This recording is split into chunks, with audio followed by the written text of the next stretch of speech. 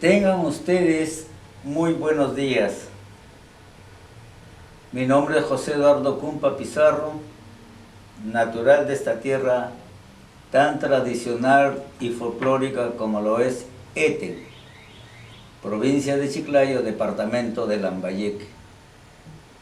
Por encargo de la Municipalidad Distrital de la ciudad de Eten, que preside el ingeniero Iván Reque Ñiquen, quiero referirme muy brevemente sobre los fenómenos de las apariciones del Niño Jesús en la hostia consagrada, fenómeno eucarístico que remeció los cimientos católicos de los tiempos de la colonia y que a pesar del tiempo transcurrido mantiene ese espíritu católico de unidad, de acercamiento a Dios. Y precisamente esta pequeña charla se da en momentos festivos, porque estamos celebrando lo que conocemos como medio año de la fiesta tanto de María Magdalena, que es nuestra patrona, como de la aparición del Niño Jesús en la hostia consagrada. No podría comenzar esta disertación sin referirme a los orígenes de la hoy ciudad de Eten, que a decir verdad son bastante oscuros y enigmáticos, porque los autores no se ponen de acuerdo del verdadero origen de los etenanos. Algunos autores, por ejemplo, suponen que nosotros somos el producto de migraciones mayas y aztecas, o sea, centroamericanos. Y se presenta como argumentos, lógicamente algo vagos, el asombroso parecido que existe entre los etenanos con los mismos mexicanos. Y también por otros aspectos. Cuando los etenanos les preguntaban de dónde habían venido, no daban razón ni en el espacio ni en el tiempo, pero por una tradición que ellos habían heredado de sus antepasados, decían que eran producto de una migración costera, sin espacio ni tiempo, y que apareció una caravana de balsas por el mar Etenano, cuyos tripulantes, cansados de navegar, le preguntaron a su jefe en la lengua que ellos hablaban, Angan Nerren Inis Tush, que quiere decir ya es tarde, ya es la oración, ¿dónde vamos a desembarcar? Y que su jefe les contestó, Ain Atinas Nerren, allí donde amanezca, allí desembarcaremos. En efecto, al siguiente día, al clarear casi el día, divisaron la silueta de un cerro, un río que desembocaba por allí, al que dieron por nombre Tumi, que significa lobo marino, y comenzaron a gritar Atín, Atín, Atín, que significa amanecer o por donde nace el sol. Ese vocablo con el tiempo se ha desvirtuado. Atín, Aetín, y ha quedado en Eten. De tal suerte que etimológicamente Eten proviene del vocablo yunga, Atín, que significa amanecer o por donde nace el sol. Estos pobladores se situaron detrás del cerro, Pero todo indica, como suele ser el final de los ríos, se arenan y desvió su curso. Y no le quedó otra cosa a los pobladores acercarse más al norte. Debo hacer la aclaración siguiente. Algunos creen que cuando los etenanos, ya establecidos como pueblo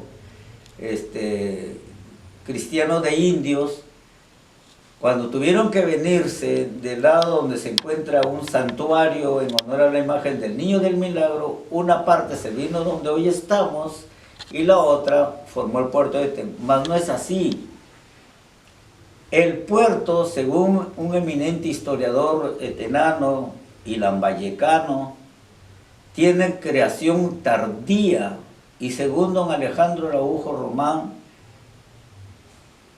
el puerto fue fundado por pescadores etenanos que vieron un lugar muy bonito para pescar y que poco a poco fueron haciendo una aldea. Cuando llega la concesión de la empresa del ferrocarril que les dio el Estado peruano a través de Manuel Ignacio Prado en 1870, si es que no me equivoco, Eten, la sede de la empresa del ferrocarril, ya fue el puerto, que aquel entonces se lo conocía como puerto de Eten. Y el puerto comienza su verdadero auge. Pero yendo al motivo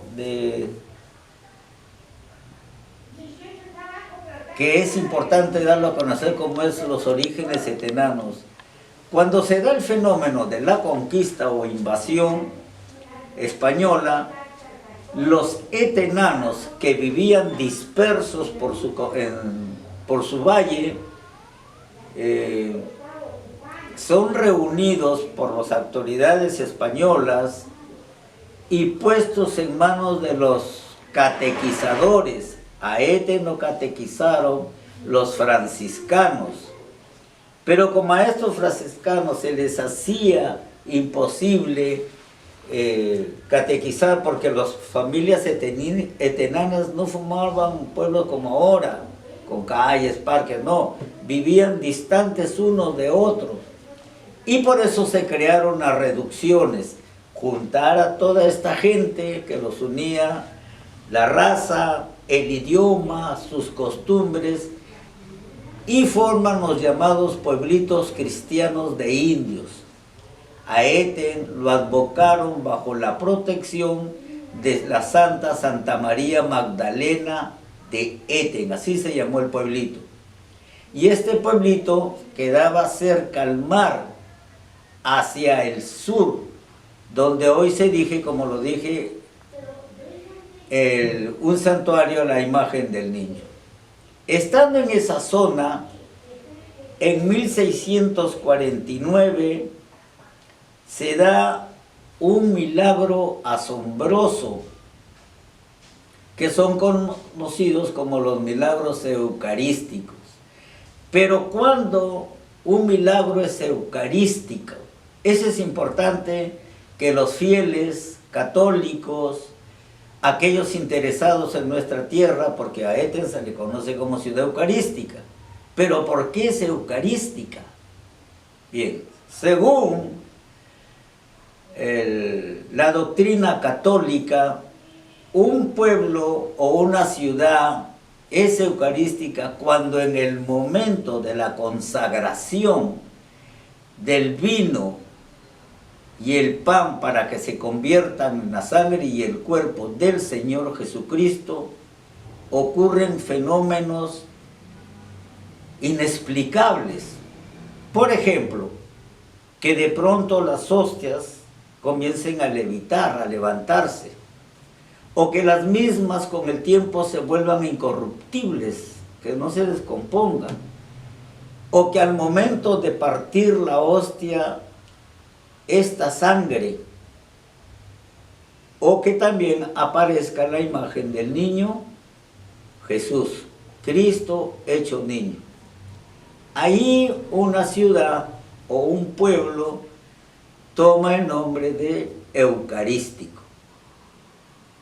Entonces, hecha esta aclaración de informe, y que es importante que cada etenano lo deba saber, pasamos ahora sí a describir muy brevemente qué sucedió durante los tiempos de la colonia, cuando el pueblito se situaba cerca a la playa y distante 1,5 kilómetros de la ciudad actual. Se dice que el 2 de junio de 1649, mientras el cura del pueblo, o doctrinero, que así se les llamaba, Fray Jerónimo de Silva Manrique, se encontraba haciendo las oraciones del vísperas, porque era fiesta de Corpus Christi. Y aquí también vale otra aclaración. Algunos suponen que el niño apareció la víspera de Corpus Christi. No, apareció el mismo día del 2 de junio de Corpus Christi. Lo que pasa que en los rituales o oraciones que tiene la Iglesia Católica le llaman vísperas a las oraciones que se dan al caer la tarde. A eso le llaman vísperas. Para cerciorarse de lo que él veía era cierto o producto de la tarde misma, de las condiciones en que se encontraba el templo, llamó a su sacristán. Su sacristán le dijo que sí, que realmente se estaba haciendo patente la imagen de un niño. Llamaron a dos alcaldes ordinarios y también llegaron a eso, ¿no? Y hasta que se hizo ya patente.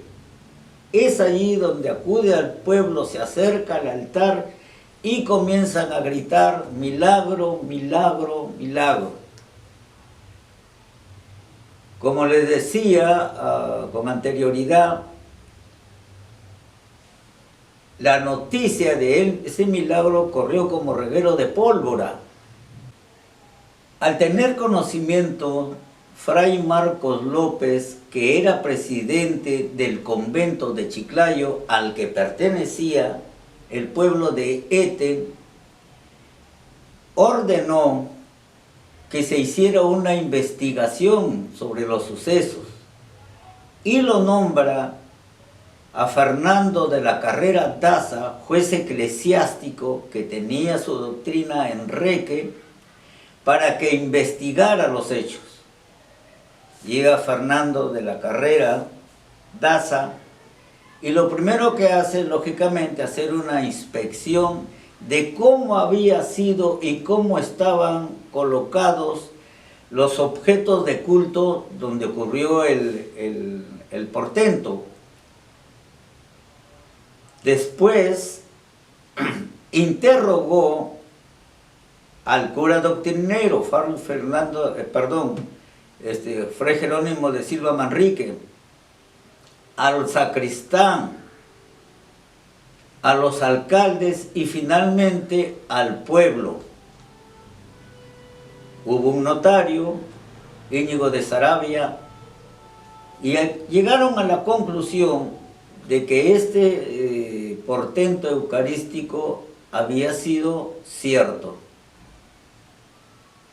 Se dice que el Papa Inocencio X tuvo conocimiento de las apariciones, de la primera aparición, y que exclamó cuando le dijeron: bendito sea Santa María Magdalena de Ete. Al año siguiente, el día 22 de julio del mismo año, se celebraba la fiesta patronal a Santa María Magdalena. Habían llegado 4 franciscanos, su presidente del convento de Chiclayo, su presidente Fray Marcos López, acompañado de Antonio Crespo, Tomás de Reluz, y el cura del pueblo, Fray Jerónimo de Silva. Comienzan la misa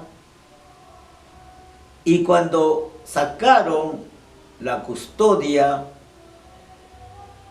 para pasearla en procesión, Fray Marcos López se percató que también se estaba formando una mancha oscura. Le consultó, le pasó sus impresiones a los sacerdotes que lo acompañaban, pero se quedaron callados hasta que terminara la procesión de la custodia. Llegaron al templo y ahí hay algo que muy personalmente lo digo, parece que hubo cierta incredulidad sobre lo que había visto Fray Marcos López, que inclusive se fueron a almorzar. Guardaron lógicamente la custodia, el ostensorio estaba allí, todo, la hostia, y no le sacaron el velo como para ver, no simplemente la dejaron tal. Cuando han regresado, cerraron la puerta, prendieron cirios para tener iluminación, y es allí donde le quitan el velo a la custodia y el niño estaba que los miraba. Según el interrogatorio que les hicieron, como algo enojado, y tuvieron vergüenza, dice la historia, dice en sus declaraciones, que cayeron arrodillados porque ellos posiblemente fueron incrédulos. Ahora bien, este fenómeno, este segundo, al terminar el fenómeno eucarístico, al terminar por 15 minutos de estar presente el niño, de pronto se transformaron en 3 corazones en uno, blancos como la nieve, dicen los relatos, ¿no? Que se interpreta como una tercera aparición. De igual manera, se hizo la investigación que también estuvo a cargo de Fernando de la Carrera Daza, y se dio con notario, y se dio, por cierto, el fenómeno de las apariciones. Al año siguiente de estos sucesos es que comenzaron en 1650 las celebraciones de la fiesta. El primer año fue algo extraordinario, llegaron los caciques de Cinto, Coyique, todo fue una algarabía, procesiones, música, mientras el pueblito estuvo allí. Por asuntos que también son algo enigmáticos, los 7 enanos se vinieron del lugar donde había aparecido el niño en su templo, acá, siendo el lugar que habían dejado una tierra prácticamente santa. Hay varias teorías al respecto. Algunos autores suponen que hubo un maremoto, pero excavaciones recientes realizadas por la Universidad de Utah demuestran de que no ha habido maremoto. Otros autores piensan que fue por invasión de arena, lo que sí es evidente, pero lo raro es que en el mismo lugar donde está el santuario y donde está lo que nosotros llamamos la capilla vieja del Serranito, que ahora está completamente destruida y solo ha quedado su frontis, no se acumula la arena y nadie la barre, nadie barre nada ahí, todo está tanto. Y yo digo, pero si los mochicas eran los reyes del desierto, podían vivir en una zona con arena. Cuando la universidad, que la mencioné, hizo excavaciones, encontraron, porque antes la población se enterraba dentro de las iglesias, y según el estatus económico, los ricos cerca al altar, y así en ese orden, inclusive la gente más pobre a los costados de la iglesia. Ahí se enterra. Esa costumbre desapareció ya por orden de cuando entra la República del general San Martín, y por eso ya se crearon los cementerios fuera de la población. Entonces encontraron una tumba ahí dentro de la iglesia, que habían puesto un promedio de 12, si es que no me equivoco, 12 cadáveres, pero así, como quien dice, tirémoslos a esta fosa y vámonos. Eso hace suponer que de repente fue la epidemia lo que hizo que los etenanos se vinieran acá. Ahora bien, ¿qué es lo que refuerza los fenómenos eucarísticos? Es el siguiente, a título personal, que la imagen del niño en el mundo no solo se ha aparecido en Eten, sino en otras ciudades más. Por ejemplo, aquí, si me permiten, voy a leer unos leves extractos de mi libro que publiqué hace 3 años, Eten tras las huellas de su historia. Dice: solo en Eten se ha presentado la figura viva del niño Jesús en la hostia. Debo agregar que no. En un informe bastante extenso presentado por la abogada y articulista española Rosa Cutes para la Organización Católica Uruguaya Foros de la Virgen, titulado Milagros Eucarísticos en el Mundo, la autora da a conocer, aparte de otras formas de manifestaciones milagrosas eucarísticas, 5 lugares en el mundo donde Jesús, hecho niño, se ha aparecido en la hostia. He aquí un resumen sobre esto.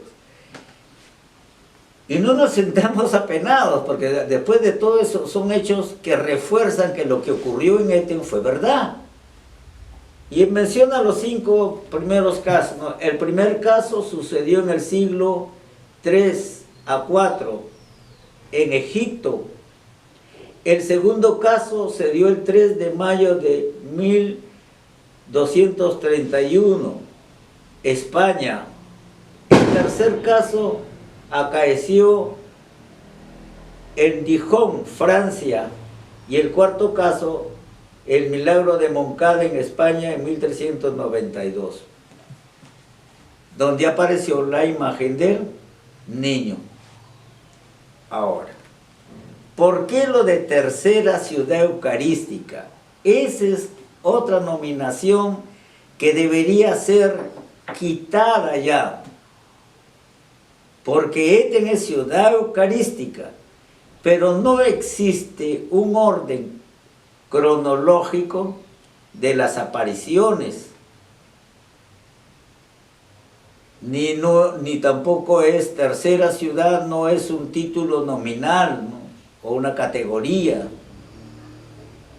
Lo que ocurrió es que cuando un sacerdote de Eten fue a un congreso eucarístico de Piura o Trujillo, un obispo solicitó que se leyera el nombre de las ciudades eucarísticas del mundo, y por coincidencia a Eten lo nombraron en tercer lugar. Pero si cronológicamente quisiéramos buscarle un lugar a Eten como ciudad eucarística, le tocaría el 34º lugar. O sea, no es un título o una nominación señalada. Lo que ocurre es que el mencionado sacerdote, y lo voy a decir, Manuel Pinto Cárdenas, al ver que la fiesta está en franca decadencia, el asistir a este congreso y haber escuchado en tercer lugar, como aparición nos mencionaban a Eten, él dijo que Eten había sido nominado tercera ciudad eucarística, lo que no es así. no fue una designación jerárquica. Ahora, que está bien que en la actualidad existan comités o preocupación por la Iglesia Católica Etenana para que se le reconozca con un documento el Vaticano como ciudad eucarística, eso no sería nada malo. ¿Por qué? Porque a pesar del tiempo transcurrido, seguimos diciendo tercera ciudad, y no es así. Es ciudad eucarística. Ahora, las repercusiones sobre los fenómenos hasta ahora se hacen sentir. Son no solo los etenanos los que acuden a la feria del Niño del Milagro, sino gente de muchas partes del país y del extranjero inclusive.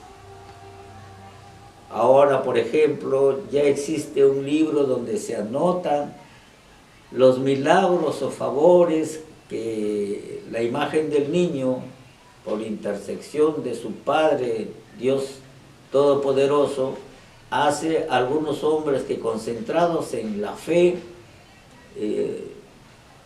han recibido lo que nosotros llamamos milagros.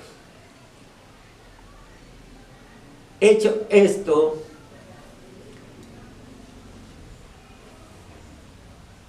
reflexionemos de lo importante de la unidad católica.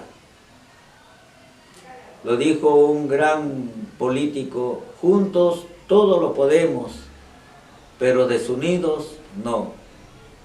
Acabamos de tener una feria realmente como la extrañábamos, con danzas, toldos, fuegos, festivales de danzas de unos jóvenes, en fin, parece que vamos por buen camino, parece que vamos por un entendimiento, y después de todo, la parte también que no se puede negar es que estas festividades mueven una microeconomía, donde todos ganan, desde el humilde y sencillo taxista. Llega el turista, tiene que llevar un recuerdo, una estampa, almorzar tal vez, y todo eso. Ante estos beneficios que indirectamente nos da los fenómenos eucarísticos, mayor razón para sentirnos más unidos. Yo quiero agradecer particularmente al alcalde, que me ha permitido, me sugirió que resalte lo que queremos nosotros para Eten. El Eten que yo conocí, por ejemplo, dista mucho al actual. No teníamos ningún servicio público, no había luz, no había agua, no había desagüe, todo. Pero ahora yo sí me siento muy contento, y si Dios tuviera que recorrerme me iría feliz, porque Eten es un pueblo que va camino al progreso. No camino, sino que está en el progreso pleno. Todos los alcaldes, no se pueden negar, han puesto su granito de arena para hacer de este pueblo de quincha y barro un lugar digno para los jóvenes y niños etenanos. Muchas gracias.